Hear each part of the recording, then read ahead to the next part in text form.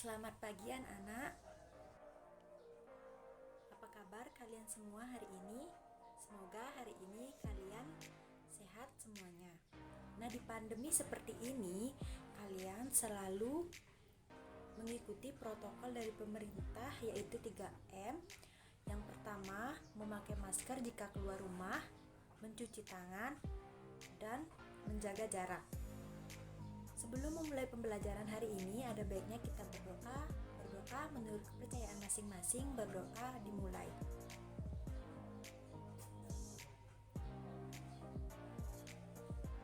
Berdoa selesai. Ada yang tahu tidak materi kita hari ini apa? Ya, benar sekali. Hari ini kita akan melanjutkan materi minggu lalu, yaitu mengenai listrik statis. Submateri listrik statis kali ini yaitu tentang medan listrik dan beda potensial listrik.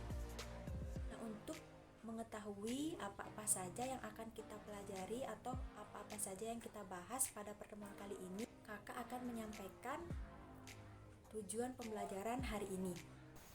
Tujuan pembelajaran hari ini yang pertama adalah siswa mampu menjelaskan pengertian medan listrik melalui studi referensi dan menyaksikan video.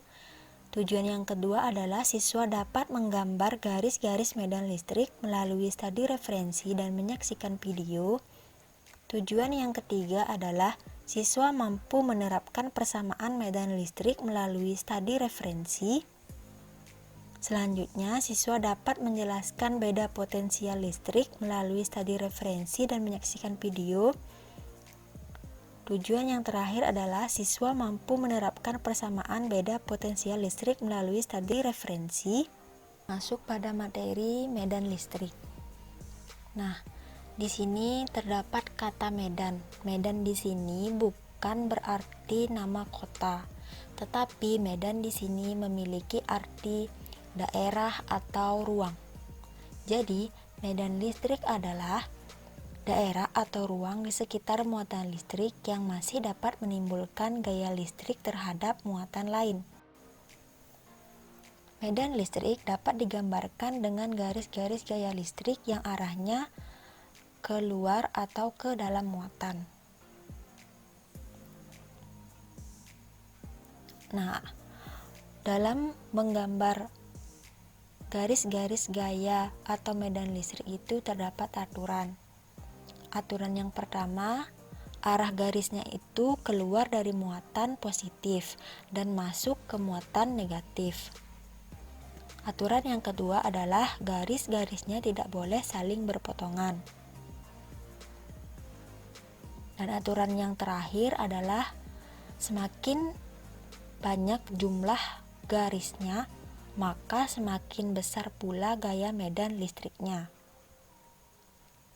Nah, ini adalah contoh dari muatan positif. Nah, muatan positif ini akan selalu arah garisnya itu keluar. Bisa dilihat seperti ini. Selanjutnya, pada gambar yang kedua, pada muatan negatif ini, arah garisnya itu akan selalu masuk seperti ini. Nah, untuk lebih memahami bagaimana cara menggambar garis-garis gaya atau medan listrik yang benar sesuai aturan ketiga ini, kakak akan memberikan contoh kepada kalian yang mana kalian bisa lihat garis mana yang sesuai dengan aturan dan yang salah dengan aturan. Nah, di sini kakak sudah memiliki 5 gambar. Gambar yang pertama itu keduanya memiliki muatan positif dan positif. Tadi syarat yang pertama, jika muatan positif itu arah garisnya akan selalu keluar. Nah, di sini syaratnya sudah terpenuhi. Dan yang kedua, garisnya itu tidak boleh berpotongan. Nah, kenapa ini dilengkung? Karena jika diluruskan maka garisnya akan berpotongan, sehingga garis ini akan melanggar dari aturan yang kedua. Nah, jadi gambar yang pertama itu garis-garisnya sudah benar karena muatan positifnya sudah keluar semuanya dan garisnya tidak ada yang berpotongan. Selanjutnya pada gambar yang kedua bermuatan negatif dan negatif. Nah, aturan jika muatannya negatif maka arah garisnya selalu masuk. Nah, di sini bisa kalian lihat semua arah garisnya sudah masuk. Dan di sini juga arah garisnya dilengkungkan agar tidak berpotongan. Jadi gambar yang kedua garis-garisnya itu sudah benar. Karena sudah sesuai dengan aturan yang pertama negatif, arah garisnya masuk dan tidak ada garis yang berpotongan. Selanjutnya pada gambar yang ketiga muatan negatif dan muatan positif. Pada muatan negatif arah garisnya akan selalu masuk. Nah, ini sudah benar. Dan muatan positif arah garisnya itu akan selalu keluar. Ini sudah benar. Selanjutnya garis yang ini juga sudah benar karena dia dari positif itu garisnya keluar kemudian masuk ke negatif. Begitu juga dengan yang ini. Nah, coba kalian lihat garis yang berada di tengah. Garis ini sudah sangat berbeda dengan garis yang ini ya. Jadi garis ini bisa dikatakan salah karena tidak sesuai dengan aturan pada nomor 1. Seharusnya dari muatan positif dia itu garisnya keluar kemudian menuju ke negatif, maka arah garisnya akan masuk ke muatan ini. Nah, jadi karena ada salah satu garis yang salah, maka gambar yang ketiga garisnya itu dikatakan tidak benar karena ini satu yang menyebabkan dia tidak bisa dikatakan sebagai garis-garis gaya medan listrik yang sesuai dengan aturan yang sebelumnya kakak jelaskan. Nah, selanjutnya pada gambar yang keempat ini ada muatan positif dan muatan negatif. Muatan positif arah garisnya itu akan keluar. Nah, ini sudah benar. Dan arah pada muatan negatif akan selalu masuk garisnya. Nah, pada garis yang ini ketiga ini dia sudah sesuai karena dari muatan positif garisnya ini sudah keluar kemudian menuju muatan negatif. Jadi pada gambar yang keempat garis-garisnya sudah benar karena tidak ada yang berpotongan dan pada muatan positifnya sudah keluar dan muatan negatifnya sudah masuk semua. Selanjutnya pada gambar yang terakhir ini ada muatan positif dan positif. Nah, muatan positif arah garisnya itu selalu keluar. Nah, ini arahnya sudah keluar semuanya. Tetapi di sini ada garis yang berpotongan sehingga garis ini dia salah karena dia tidak sesuai dengan aturan yang kedua, yaitu garis-garis tidak boleh berpotongan, sehingga pada gambar yang kelima ini garis-garisnya salah. Walaupun semua garisnya sudah keluar, tapi karena ada salah satu dari garisnya ini berpotongan, maka dia dianggap salah seperti itu. Selanjutnya, kakak memiliki dua gambar yang berbeda. Pertanyaannya, dari kedua gambar ini, mana yang memiliki medan listrik yang lebih kuat? Nah, ingat kan syarat yang ketiga dalam membuat garis-garis medan listrik itu, jika garis-garisnya itu semakin banyak, maka medan listriknya akan semakin kuat. Maka di sini medan listrik yang lebih kuat adalah pada gambar yang A. Karena medan listriknya itu lebih kuat dengan ditandai garis-garis medan listriknya itu lebih banyak dibandingkan dengan pada gambar yang B. Selanjutnya, rumus dari medan listrik yaitu E sama dengan F per Q, atau E sama dengan K dikali Q per R pangkat 2, yang mana E adalah kuat medan listrik pada satuan N per C, F adalah gaya listrik per kolom, satuannya Newton, Q adalah muatan listrik, satuannya kolom, K adalah konstanta dielektrik, satuannya N dikali M pangkat 2 per C pangkat 2. R adalah jarak dengan satuan meter.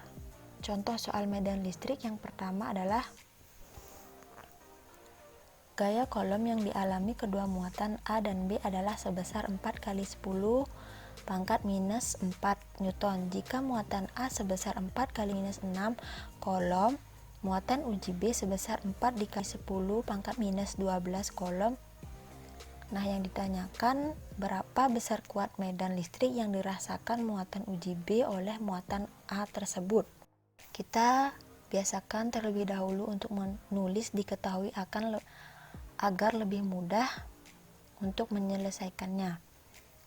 Nah, diketahui F-nya adalah 4 dikali 10 pangkat minus 4 Newton, dan Q-A-nya itu adalah 4 dikali 10 pangkat minus 6 kolom, dan Q-B-nya adalah 4 dikali 10 pangkat minus 12 kolom. Nah, yang ditanya itu adalah besar kuat medan listrik yang dirasakan muatan uji B oleh muatan A tersebut. Maka ditulis E A. Nah, selanjutnya penyelesaiannya bagaimana? Kita masukkan terlebih dahulu rumusnya. E sama dengan F per QB. Masukkan angkanya. F-nya adalah 4 kali 10 pangkat minus 4. Dan QB-nya adalah 4 dikali 10 pangkat minus 12. Jadi hasilnya adalah 10 pangkat 8 Newton per kolom. Nah, bisa dilihat, jadi besar kuat medan listrik yang ditimbulkan oleh muatan A adalah 10 pangkat 8 Newton per kolom.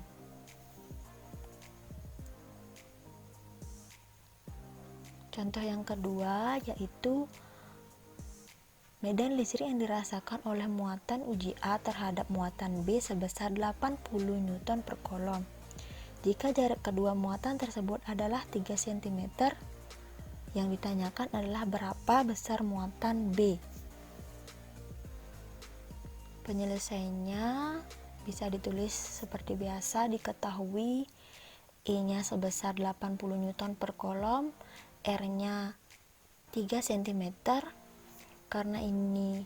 Karena tadi R-nya itu harus meter, maka diubah menjadi 3 dikali 10 pangkat minus 2 meter. Nah, kalian juga pasti sudah mengetahui bahwa konstanta itu adalah sebesar 9 dikali 10 pangkat 9. Yang ditanya adalah Q. Kemudian kita jawab. Pertama kita masukkan terlebih dahulu rumus, kemudian masukkan angka-angkanya. E-nya sebesar 80 Newton per kolom, sama dengan K-nya itu 9 dikali 10 pangkat 9. Kemudian ditanya Q, maka kita tulis Q saja, per R-nya itu 3 kali 10 pangkat 2 dalam kurung kuadrat. Nah, kita ubah posisi, Q-nya pindah ke sini menjadi Q sama dengan 80 pindah ke arah kanan 80 Newton per kolom, 9 dikali 10 pangkat minus 4 per 9 dikali 10 pangkat 8. Nah, ini bisa dicoret 9-nya, maka hasilnya 8 dikali 10 pangkat minus 12 kolom. Lanjut pada materi yang kedua adalah beda potensial listrik. Nah, pernahkah kalian melihat petir? Tentunya pasti kalian sudah pernah melihat petir. Nah, jika kalian melihat petir atau mendengar suara petir, apakah kalian akan merasa senang atau takut? Nah, tentunya kalian akan merasa takut karena petir itu biasanya datang ketika hujan sangat deras, kemudian ada petir yang mengeluarkan suara sangat besar dan terdapat seperti kilatan-kilatan seperti ini. Nah, untuk mengetahui kenapa petir itu bisa terjadi, maka kita akan bahas pada materi beda potensial listrik ini. Nah, orang yang pertama kali menyatakan bahwa petir terjadi akibat adanya gejala listrik adalah Benjamin Franklin. Nah, menurutnya petir adalah kilatan cahaya yang muncul akibat perpindahan muatan negatif atau elektron antara awan dan awan atau antara awan dan bumi.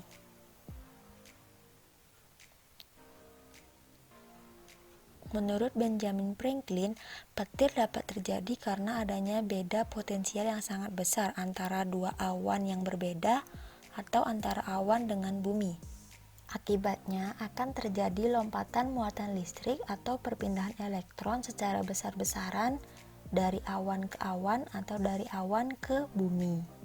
Dari penjelasan ini, beda potensial atau biasa disebut tegangan listrik adalah perbedaan jumlah elektron yang berada pada suatu arus listrik. Nah, untuk mengukur besarnya beda potensial listrik dapat dihitung dengan membandingkan besar energi listrik yang diperlukan dengan jumlah muatan listrik yang dipindahkan. Rumus beda potensial listrik delta V sama dengan W per Q, yang mana delta V merupakan beda potensial listrik dengan satuan volt, W merupakan energi listrik dengan satuan joule, Q merupakan muatan listrik dengan satuan kolom. Nah, contoh soal beda potensial yaitu berapakah beda potensial kutub-kutub baterai sebuah rangkaian jika baterai tersebut membutuhkan energi sebesar 60 joule untuk memindahkan muatan sebesar 20 kolom. Nah, seperti biasa ditulis terlebih dahulu, diketahui dari soal itu apa saja. Di sini yang diketahui yang pertama adalah W. W itu energi listrik. Energi listriknya sebesar 60 joule dengan muatan listrik Q sama dengan sebesar 20 kolom. Maka yang ditanya adalah V. Cara penyelesaiannya, V sama dengan W per Q. Sama dengan W itu sebesar 60 Joule dibagi Q sebesar 20 Coulomb, maka hasilnya sebesar 3 volt. Jadi, beda potensial kutub-kutub baterai rangkaian tersebut adalah sebesar 3 volt.